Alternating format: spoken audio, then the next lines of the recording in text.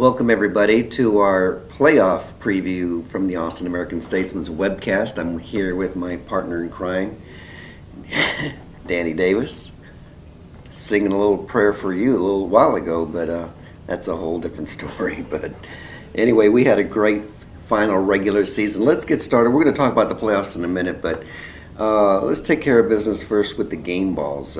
We had some outstanding performances. Who's your first game ball? Yeah, I'm going to go up to Liberty Hill, Doug Allman.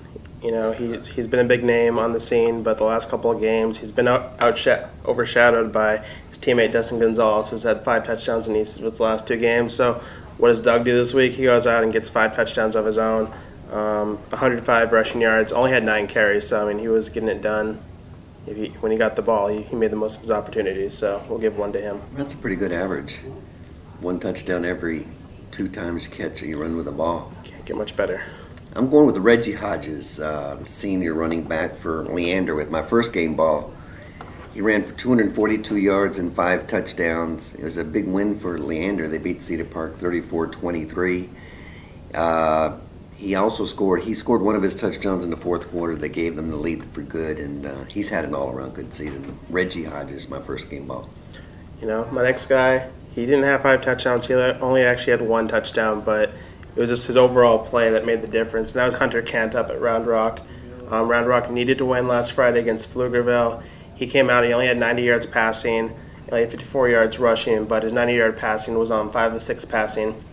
Perfect 5 of 5 in the first half. And, you know, Round Rock came out in the first drive and drove down the field and scored on a touchdown pass from Kent, and it was mainly due to his passing. And, you know, a couple times when they needed to get a first down, he ran for it, and he just played really consistent. And, you know, Marcus Jackson had 3 touchdowns, but Kent was kind of the difference in that game. Clutch player in that way.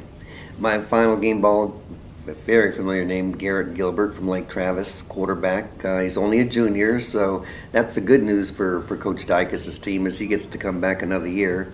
He had another ho-hum 4 touchdowns, 314 yards passing.